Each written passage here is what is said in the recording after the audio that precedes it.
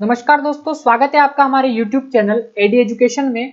SSC GD का 5वां practice set योद्धा बैच के अंतर्गत आपके लिए लेकर आए हैं और इसकी खास बात यह है कि इसका फ्री पीडीएफ आपको इस क्लास के बाद हम अपलोड कर देंगे हमारे टेलीग्राम चैनल, जिसकी लिंक वीडियो के डिस्क्रिप्शन में दी है। वहां से इसका फ्री पीडीएफ आप प्राप्त कर सकते हैं। और दूसरा ये कि आपकी इससे पहले 4 क्लासेस हो चुकी है प्रैक्टिस सेट की, तो वो आप देखना ना भूलें। जो एसएससी जीडी के प्रीवियस ईयर क्वेश्चन है वो सारे हम इन प्रैक्टिस सेट के द्वारा आपके लिए लेकर आ रहे हैं। तो चलते हैं बिना देरी किए हमारे आज के पहले प्रश्न पर। पहला प्रश्न आपके सामने स्क्रीन पर है और प्रश्न है, वाक्य में रेखांकित अंश के लिए उचित मुहावरा दिए गए विकल्पों में से चुनना है हमको। ठीक है, तो वाक्य क्या दिया है ये देखते हैं। उसे कोई क्या समझा है वह महामूर्ख है। महामूर्ख के नीचे आपका क्या कर रखा है, रेखांकित कर रखा है महामूर्ख को। ठीक है, तो पहला ऑप्शन है काला नाक, दूसरा है काठ का उल्लू, तीसरा है काठ मार जाना और चौथा है काजल की कोठरी। तो ये आपको मुहावरे दिए गए हैं, तो महामूर्ख की जगह कौन सा उचित मुहावरा आएगा ये आपको बताना है। प्रीवियस ईयर क्वेश्चन है आपका, एसएससी जीडी में पूछा हुआ प्रश्न है। ठीक है, तो यदि देखें उसे कोई क्या समझाए वह महामूर्ख है, तो महामूर्ख की जगह क्या आएगा। तो सबसे पहले इन जो ऑप्शन दे रखे हैं इनके हमको अर्थ मालूम होना चाहिए, इन मुहावरे के अर्थ मालूम होना चाहिए। तो सबसे पहले इन मुहावरे के अर्थ हम यहाँ पर देखेंगे। तो काला नाग का अर्थ क्या होता है, खोटा या घातक व्यक्ति, जिसे हम कहेंगे काला नाग। ठीक है, जो हमारे लिए घातक हो और खोटा व्यक्ति हो। फिर देखते हैं काठ का उल्लू का क्या अर्थ होता है। तो मूर्ख व्यक्ति को हम क्या कहते हैं, काठ का उल्लू। और काठ मार जाना का अर्थ होता है सुन्न या स्तब्ध रह जाना। हम कोई बात सुनते हैं तो उसको सुनते ही ऐसी कोई बात हो जिसको सुनते ही हम सुन्न या स्तब्ध रह जाते हैं। ठीक है, तो ये काठ मार जाना आपका मुहावरे का अर्थ होता है। और चौथा है काजल की कोठरी, यानी कि कलंक का स्थान होता है। ठीक है, तो अब इन सब में से आपको सही कौन सा दिख रहा है यहाँ पर। तो इसका जो सही आंसर हो जाएगा वो हो जाएगा काठ का उल्लू। जो दूसरा वाला ऑप्शन रहेगा वही हमारे इस प्रश्न का करेक्ट आंसर हो जाएगा, क्योंकि काला नाग यहाँ पर गलत ऑप्शन है, काठ मार जाना भी गलत होगा और काजल की कोठरी अर्थात कलंक का स्थान भी यहाँ पर नहीं आएगा। तो कौन सा मुहावरा आएगा, दूसरा वाला जो ऑप्शन है वो हमारे इस प्रश्न का करेक्ट आंसर होगा कि उसे कोई क्या समझाए वह काठ का उल्लू है। महामूर्ख की जगह क्या आएगा, काठ का उल्लू। ठीक है, जिसका अर्थ क्या होता है, मूर्ख या महामूर्ख। तो काठ का उल्लू ये मुहावरा इसकी जगह प्रयोग हम कर सकते हैं। तो यही हमारा इस प्रश्न का करेक्ट आंसर हो जाएगा। अगले प्रश्न पर चलते हैं, अगला प्रश्न देखते हैं। तो अगला प्रश्न है आपका, निम्नलिखित वाक्य में रेखांकित एकार्थी शब्दों का सही अर्थ युग्म क्या होगा। ठीक है, जूत प्रथा का दुष्परिणाम पांडवों के साथ उनकी माता प्रथा को भी भुगतना पड़ा। यह हमको यहाँ पर आपका जो है वाक्य दे रखा है। तो इसमें प्रथा प्रथा ऐसे जो एकार्थी शब्द दे रखे हैं इनका सही अर्थ युग्म क्या होगा। तो पहला है आपका परंपरा कुंती, दूसरा है परंपरा अलग, तीसरा है सहानुभूति विश्वास और चौथा है धारणा परंपरा। तो ये बहुत ही इंपॉर्टेंट प्रश्न है आपका। और यहाँ पर एक प्रथा, ठीक है, जो आपका यहाँ पर दिखाई दे रहा है आपको वाक्य में, और दूसरा प्रथा किस प्रकार लिखा हुआ है, इन दोनों के अर्थ क्या होंगे ये आपको बताना है। ठीक है, तो यहाँ पर यदि हम बात करें तो इसका करेक्ट आंसर क्या होगा दूसरे प्रश्न का।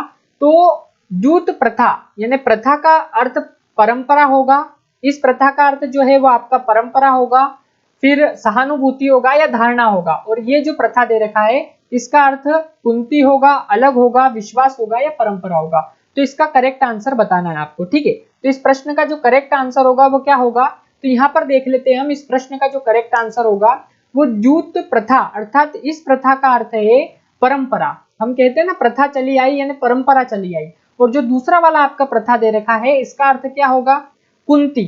जो कुंती है उनका नाम भी आपका प्रथा है। ठीक है, तो यहाँ पर जूत प्रथा का दुष्परिणाम पांडवों के साथ उनकी माता कुंती को भी भुगतना पड़ा। तो प्रथा अर्थात परंपरा हो गया यहाँ पर।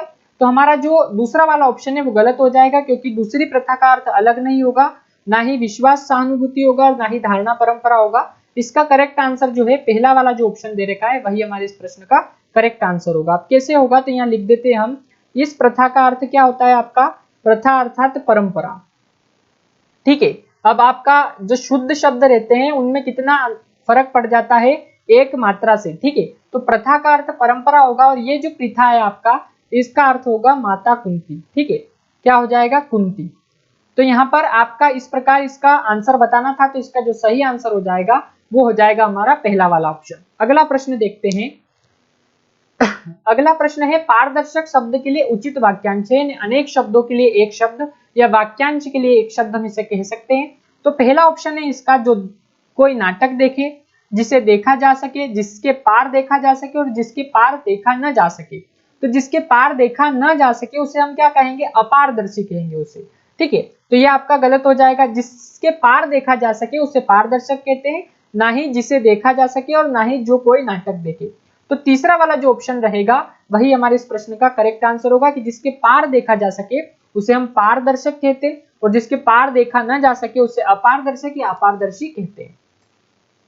अगले प्रश्न का रुख करते हैं। अगला प्रश्न आपके सामने है, जल की अथाह राशि को रिक्त स्थान कहते हैं। तो यहाँ पर आपको समुद्र के पर्याय से उपरोक्त वाक्य को पूर्ण करना है। वाक्य आपको ऊपर दे रखा है कि जल की अथाह राशि को क्या कहते हैं। तो यहाँ पर समुद्र के पर्याय क्या होंगे, कालिंदी होंगे, जलधि होंगे, सरिता होंगे या पयोधर होंगे। तो ये सब आपको पर्यायवाची याद होना जरूरी है। अब देख लेते हैं पर्यायवाची कालिंदी किसके पर्यायवाची होते हैं। तो जो यमुना है उसके पर्यायवाची कालिंदी होते हैं, जिसे हम जमुना भी कहते हैं, सूर्यसुता भी कहते हैं और कृष्णा भी कहते हैं। सूर्य की पुत्री इसलिए इसको सूर्यसुता भी हम कहते हैं।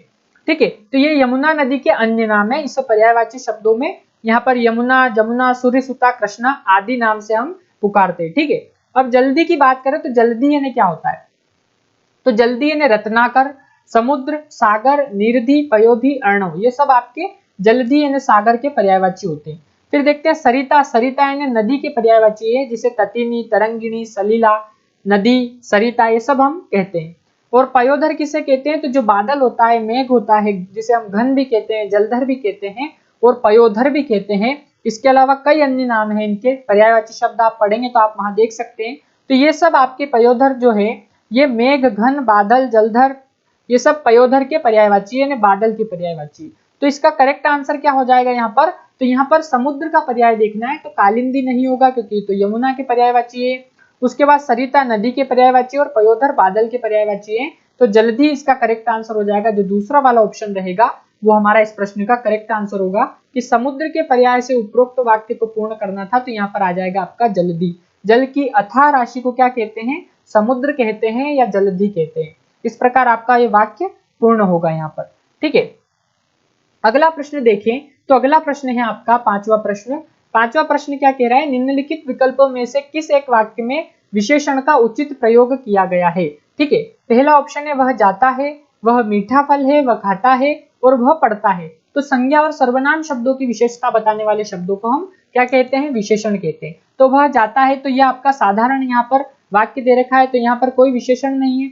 वह खाता है तो ये भी विशेषण नहीं है और वह पढ़ता है ये भी विशेषण नहीं है, लेकिन वह मीठा फल है ये आपका विशेषण है। फल तो है लेकिन कैसा है, फल की विशेषता बताई जा रही है, तो फल मीठा है तो वह मीठा फल है। ये विशेषण उचित जो प्रयोग किया गया है विशेषण का वो इस वाक्य में किया गया है, यानी कि जो दूसरा वाला ऑप्शन रहेगा वही हमारे इस प्रश्न का करेक्ट आंसर हो जाएगा। अगला प्रश्न देखें। तो अगला प्रश्न है, निम्नलिखित विकल्पों में क्रिया के प्रेरणार्थक रूप का गलत प्रयोग किसमें हुआ है। ठीक है, जो क्रिया का प्रेरणार्थक रूप है उसका गलत प्रयोग किसमें हुआ है, बिठाना, बिठवाना, टकराना, टकारवाना, खिलाना, खिलवाना या दिलाना, दिलवाना। तो बिठाना, बिठवाना सही होता है, खिलाना, खिलवाना सही होता है, दिलाना, दिलवाना सही होता है, लेकिन टकराना, टकारवाना ये गलत हो जाएगा। ठीक है, तो प्रेरणार्थक रूप का गलत प्रयोग किसमें हुआ है, यहाँ पर गलत पूछा है हमसे, तो इनमें तो सही हुआ है, तो ये गलत हो जाएंगे तीनों ऑप्शन। आपका जो दूसरा वाला ऑप्शन बचेगा वही हमारे इस प्रश्न का करेक्ट आंसर हो जाएगा कि टकराना, टकारवाना ये प्रेरणार्थक रूप का गलत यहाँ पर प्रयोग हुआ है क्रिया के। अगला प्रश्न देखें। तो अगला प्रश्न इंपॉर्टेंट है आपका, विकल्पों में दिए गए शब्दों में से उचित शब्द से निम्न वाक्य पूर्ण करना है। तो वाक्य क्या है, हमें अपने रिक्त स्थान की स्वयं देखभाल करनी चाहिए। सामान्य की, सामान की, समान की या सारांश की। तो बहुत सारे लोग जो आपसी बोलचाल भाषा रहती सामान्य हमारी, उसमें सामान को समान बोलते हैं, तो समान इसका आंसर भी लगा देंगे, जो कि आपका गलत हो जाएगा। तो ना तो समान होगा, ना सारांश होगा और ना ही सामान्य होगा। हमें अपने सामान की स्वयं देखभाल करनी चाहिए, सामान इसका करेक्ट आंसर होगा। ठीक है, तो आपका जो दूसरा वाला ऑप्शन है वही हमारे इस प्रश्न का करेक्ट आंसर हो जाएगा।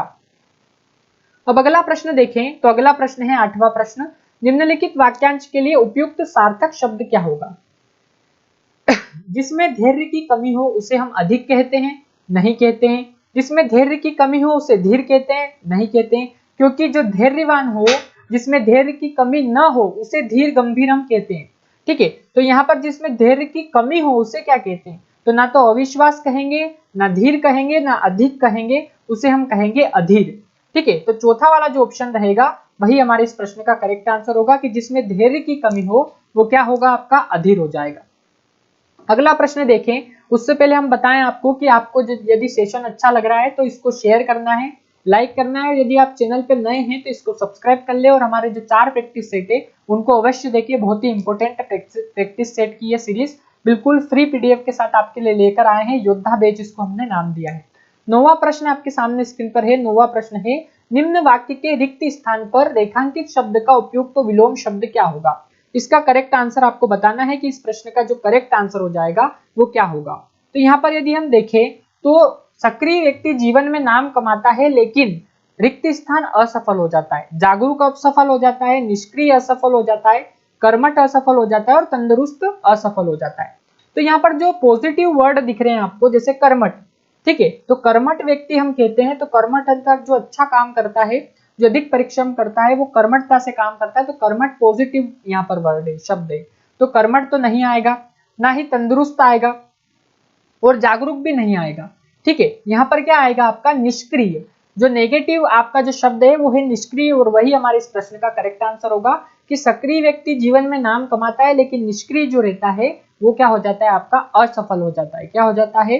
निष्क्रिय व्यक्ति जो रहता है वो असफल हो जाता है। तो यहाँ पर निष्क्रिय जो है वही हमारे इस प्रश्न का करेक्ट आंसर होगा, जो कि आपको दूसरे ऑप्शन में दिखाई दे रहा है।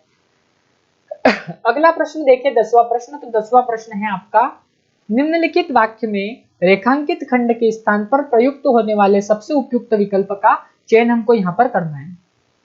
अब क्या है, हमारा जो वाक्य है वो, उसने अपने दोस्त को जन्मदिन पर श्रद्धांजलि दी। तो श्रद्धांजलि जन्मदिन पर नहीं दी जाती। उसने अपने दोस्त को जन्मदिन पर तरक्की दी, गलत हो जाएगा। बधाई दी, बिल्कुल करेक्ट होगा। आयु दी, गलत हो जाएगा। और धमकी दी, ये भी गलत हो जाएगा। यानी कि जो दूसरा और एकमात्र ऑप्शन है बधाई, वही हमारा इस प्रश्न का करेक्ट आंसर होगा कि उसने अपने जन्मदिन पर, सॉरी, उसने अपने दोस्त को जन्मदिन पर क्या दी? श्रद्धांजलि नहीं, सही आंसर क्या हो जाएगा इसका? बधाई दी। ठीक है, बधाई इसका करेक्ट आंसर होगा। यानी कि जो शुद्ध शब्द आएगा यहाँ पर और जो सही अर्थ पूर्ण जो आपका शब्द आएगा वो जाएगा बधाई। ठीक है, तो आपका जो दूसरा वाला ऑप्शन है वही हमारे इस प्रश्न का करेक्ट आंसर होगा।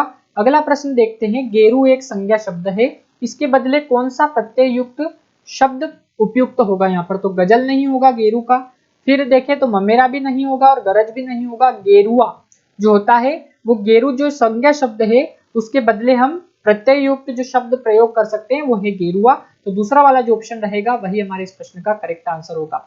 ठीक है, अब अगला प्रश्न देखें। तो अगला प्रश्न है, निम्न विकल्पों में से ऐसा वाक्य चुनिए जिसमें अशुद्ध वर्तनी वाला पद न हो। अब आपको प्रश्न ध्यान से पढ़ना है और इसमें पूरा प्रश्न पढ़ने के बाद यदि आपको समझ नहीं आ रहा है तो एक बार फिर से पढ़ें। तो यहाँ पर न हो ऐसा लिख रखा है, तो दक्षिण के लोग काफी अधिक पीते हैं। ठीक है, अशुद्ध वर्तनी वाला पद न हो वो यहाँ पर हमको चुनना है। तो दक्षिण के लोग काफी अधिक पीते हैं, यह कथा अवर्णनीय है। तो अवर्णनीय यहाँ पर आपका गलत लिखा हुआ है, तो यहाँ पर आपका दूसरा वाला ऑप्शन गलत हो जाएगा। वह स्टेशन पर पहुंच गया, तो स्टेशन गलत लिख रखा है, तो ये गलत हो जाएगा। पहुंच भी यहाँ पर गलत है। माली ने लकड़ी गलत लिख रखा है। घास काट ली, घास भी गलत लिख रखा है, तो तीनों गलत हो जाएंगे। तो एकमात्र ऑप्शन बच जाएगा कि दक्षिण के लोग काफी अधिक पीते हैं, जो कि हमारे इस प्रश्न का करेक्ट आंसर हो जाएगा। और हमको वही बताना था जिसमें अशुद्ध वर्तनी वाला पद न हो। तो पहला वाला जो ऑप्शन है उसमें कोई भी अशुद्ध वर्तनी वाला पद नहीं है। अगला प्रश्न देखते हैं, निम्नलिखित में से किस मुहावरे का अर्थ अपमान सहन करना होता है? ठीक है, जहर का घूंट पीना, छाती पर मूंग दलना, छाती पर सांप लौटना और दिल भर आना। इन सब के अर्थ यदि हम देखें और इन सब के यदि अर्थ आपको पता होंगे तभी आप उसका आंसर दे पाएंगे। तो जहर का घूंट पीना यानी अपमान को चुपचाप सह लेना, छाती पर मूंग दलना यानी पास में रहकर कष्ट देना, और छाती पर सांप लौटना यानी ईर्ष्या करना। तो इनमें कंफ्यूज नहीं होना है आपको, छाती पर मूंग दलना और छाती पर सांप लौटना में। और लास्ट है आपका दिल भर जाना या दिल भर आना यानी दुखी होना। तो यहाँ पर जहर का घूंट पीना यानी अपमान को चुपचाप सह लेना, इस प्रकार होता है इसका अर्थ। तो आप देख लेते हैं निम्नलिखित में से किस मुहावरे का अर्थ है अपमान सहन करना। तो जहर का घूंट पीना जो पहला वाला ऑप्शन है वही हमारे इस प्रश्न का करेक्ट आंसर होगा, क्योंकि इन तीनों के जो अन्य तीन ऑप्शन है इनके अर्थ देके छाती पर मूंग दलना यानी पास में रहकर कष्ट देना तो गलत हो जाएगा। छाती पर सांप लौटना ये भी आपका गलत हो जाएगा और दिल भर आना दुखी होना ये भी गलत हो जाएगा और इनके अर्थ हमने आपको यहाँ पर बता दिए हैं। तो यहाँ पर आपका जो करेक्ट आंसर होगा वो पहला वाला ऑप्शन हो जाएगा। अगला प्रश्न देखें तो 14वां प्रश्न है वर्तनी की दृष्टि से अशुद्ध वाक्य का चयन करना है। अब यहाँ पर अशुद्ध दिया है। अशुद्ध वाक्य कौन सा होगा आपका, जब सब नष्ट हो गया तब सारी चिंता दूर हुई।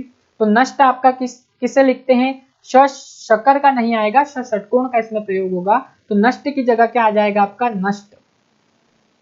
ठीक है, तो यहाँ पर नष्ट इस प्रकार आएगा, ये करेक्ट हो जाएगा। तो पहला ऑप्शन जो है वर्तनी की दृष्टि से अशुद्ध वाक्य का चयन करना है, तो पहला ही अशुद्ध हो गया। यहाँ पर जहां जाओगे भाग्य तुम्हारा साथ देगा, शुद्ध है इसलिए गलत।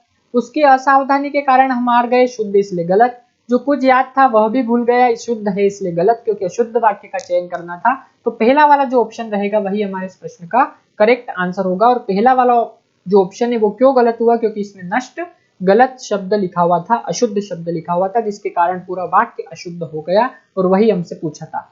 अगला प्रश्न है 15वां प्रश्न। 15वां प्रश्न है आपका निम्नलिखित विकल्पों में से जो सर्वसाधारण के सामने न रखा गया हो वाक्यांश के लिए एक सार्थक शब्द होगा, अप्रकाशित, अल्पज्ञ, अवध्य या सर्वव्यापी।